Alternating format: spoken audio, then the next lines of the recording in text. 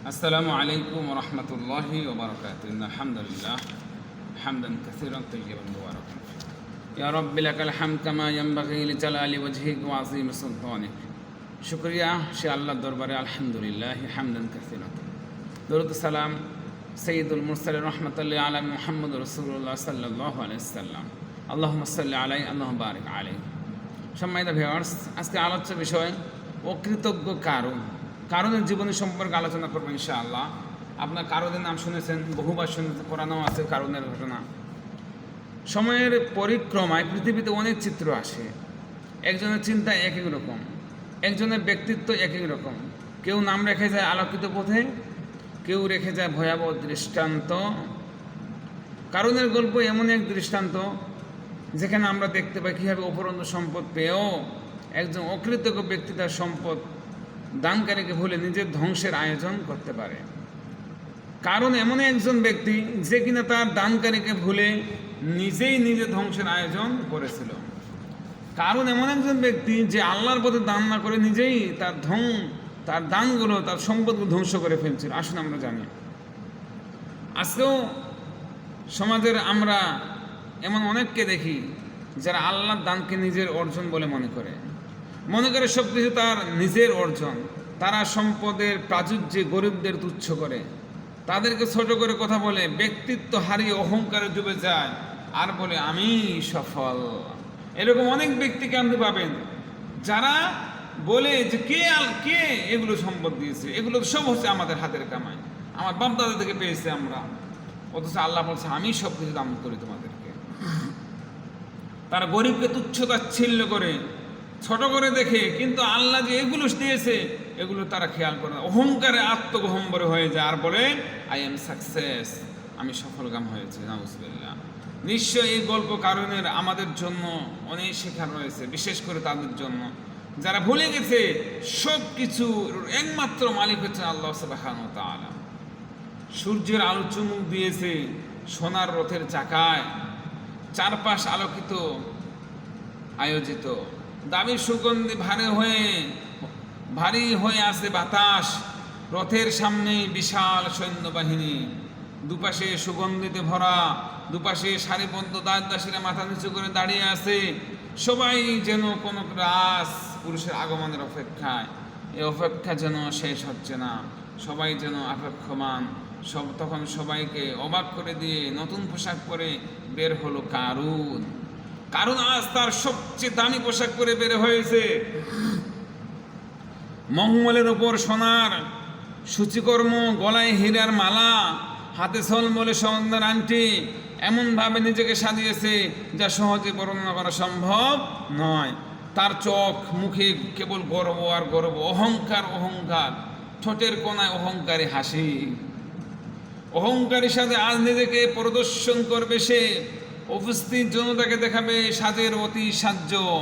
নিজের বিলাসবহুল জীবন, অগণিত মাল ও ক্ষমতা দিয়ে প্রমাণ করবে আমি শ্রেষ্ঠ। রাস্তার দুপাশে দাঁড়িয়ে আছে অসংখ্য জনতা। সবাই আজ কারণকে তার নতুন রূপে দেখবে, সবাই তার দিকে বিষম্যে তাকিয়ে আছে।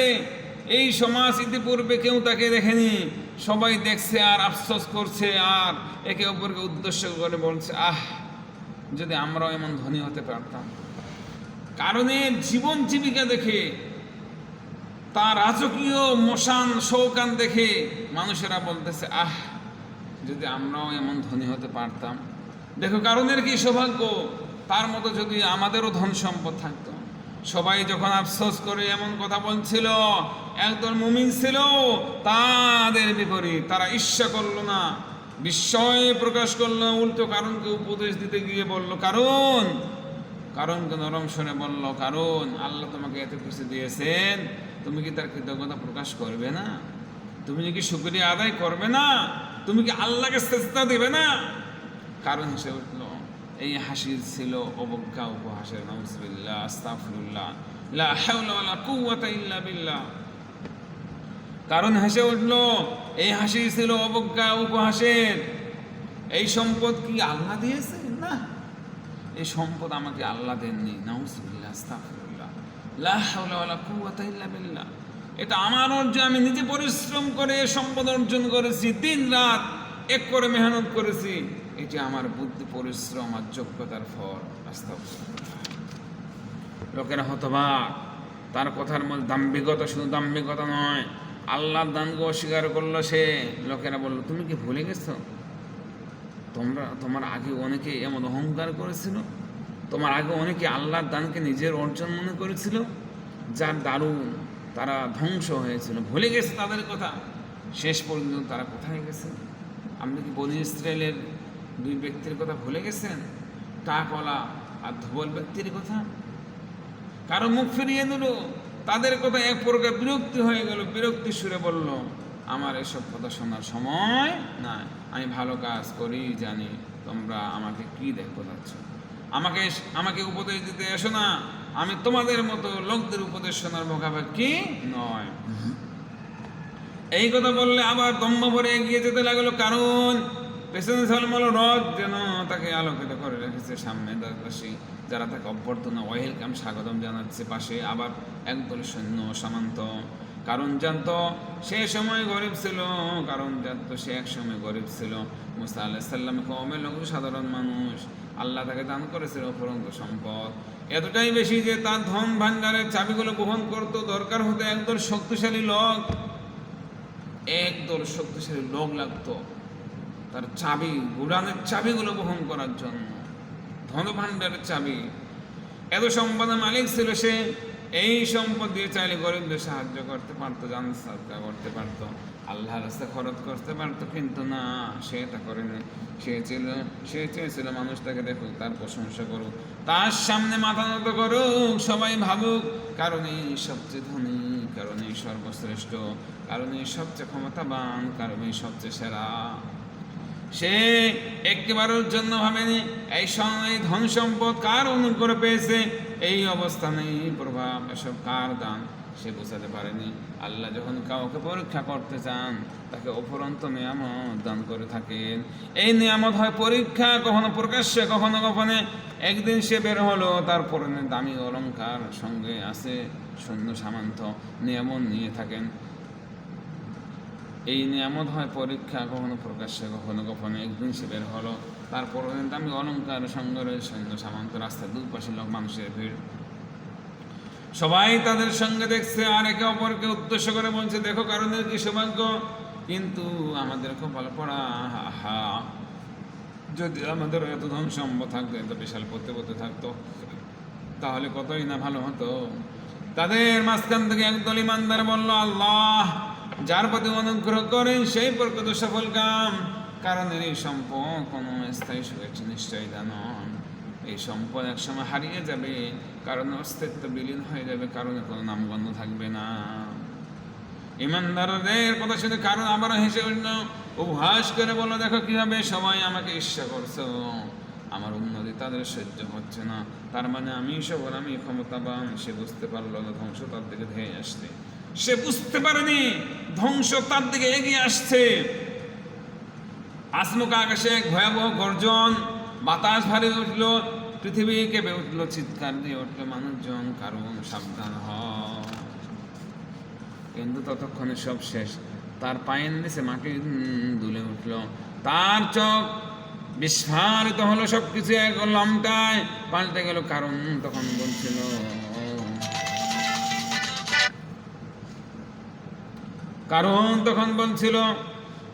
কি বলছিল, কারণ তখন বলছিল, কি হচ্ছে, আমাকে বাঁচাও, আমি তলিয়ে যাচ্ছি, আমাকে রক্ষা করো। তখন ধন ভাণ্ডার, প্রশাসন, সেনাবাহিনী সব এক মুহূর্তে মাটির গভীর তলিয়ে গেল।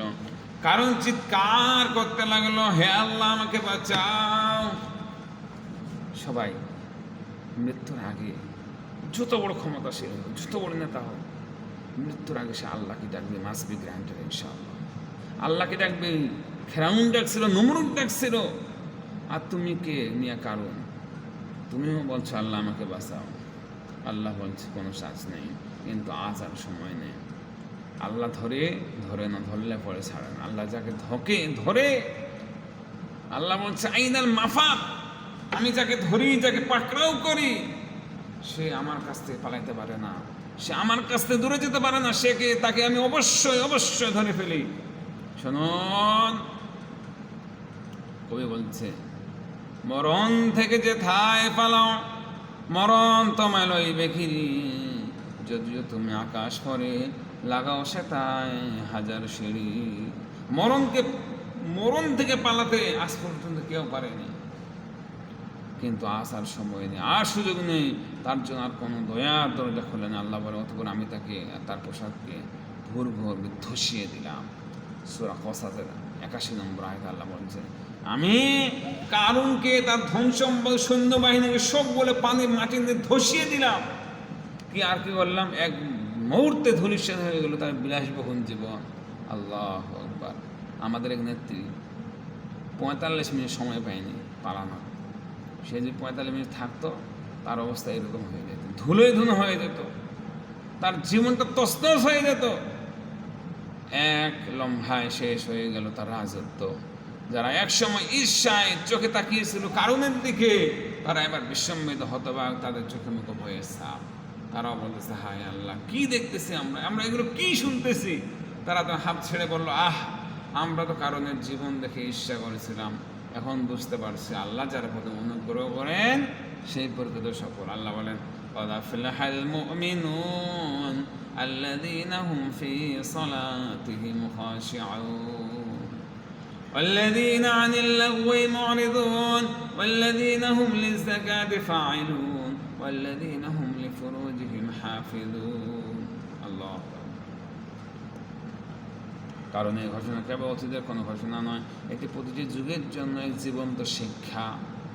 আজ আমাদের সমাজে অনেক কারণ আছে যারা ধন সম্পদ পেয়ে অহংকারে ডুবে থাকে, আল্লাহকে ভুলে যায়, গরিবকে তাচ্ছিল্য করে, মনে মনে ভাবে আমি নিজেই আমার সব কিছু অর্জন করেছি। তারা ভাবে যাহা কিছু আছে সবই তাদের নিজস্ব অর্জন। মনে করো ক্ষমতা মানেই সম্পদ, আর সম্পদ মানেই সাফল্য, কিন্তু কারণের ধ্বংস। আমাদের চোখে আঙুল দিয়ে দেখিয়ে দেয়, অহংকার করে, অকৃতজ্ঞ হয়ে কেউ টিকে থাকতে পারেও না। যারা যত বেশি অকৃতজ্ঞ, তাদের ধ্বংস ঠিক ততটাই নিকটে। যারা যত বেশি অকৃতজ্ঞ, নাফরমান, বেঈমান, আল্লাহদ্রোহী, তাদের ধ্বংস অবশ্যই। আজকে যারা আল্লাহকে নিয়ে তুচ্ছতা ছিল, ইসলামকে নিয়ে তুচ্ছতা ছিল, এদের পৃথিবীর কোনো নাম মনে থাকবে না ইনশাআল্লাহ। এখন সুযোগ হচ্ছে, এখন সময় ইসলামের, এখন সময় হচ্ছে আল্লাহ ইসলামকে প্রতিষ্ঠা করতে চায়, সারা পৃথিবীতে তার রাজত্ব প্রতিষ্ঠা করতে চায়, আল্লাহ তাআলা খলিফাত প্রতিষ্ঠা করতে, খেলাফত প্রতিষ্ঠা করতে চায়। আর এখন আসছি আমরা গণতন্ত্র প্রতিষ্ঠা করতে, না, আমাদের এই সুযোগ কখনো হবে না। অবশ্যই আল্লাহ তার দ্বীনকে কায়েম করবে, দ্বীনকে প্রতিষ্ঠা করবে, বাতিলরা কিছুই করতে পারবে না ইনশাআল্লাহ। আসুন, যখন আল্লাহ কাউকে দেন সেটা শুধু ভালোবাসার কারণে নয়, অনেক সময় পরীক্ষার জন্য আল্লাহ প্রদান করেন। তা আমরা যদি কিছু পাই, ধন সম্পদ, প্রতিভা, জ্ঞান কিংবা সম্মান, তবে এর কদর করব, মনকে বলবো এসব কিছু আল্লাহর দান। এই দানের কদর করতে হবে, এর সঠিক ব্যবহার করতে হবে। যদি এর কদর না করি, সঠিক ব্যবহার না করি, কৃতজ্ঞ না হই, তবে এই নিয়ামত একদিন ধ্বংসের উপকরণ হয়ে হাজির হবে। আল্লাহ, তুমি আমাদেরকে মাফ করে দাও। আল্লাহ, তুমি আমাদেরকে সম্পদ দান করো যেন আমরা আল্লাহর রাস্তায় বিয়ে করতে পারি। আল্লাহ, তুমি আমাদেরকে অকৃতজ্ঞ বানাইও না, আমরা যেন তোমার কৃতজ্ঞ বান্দা হতে পারি।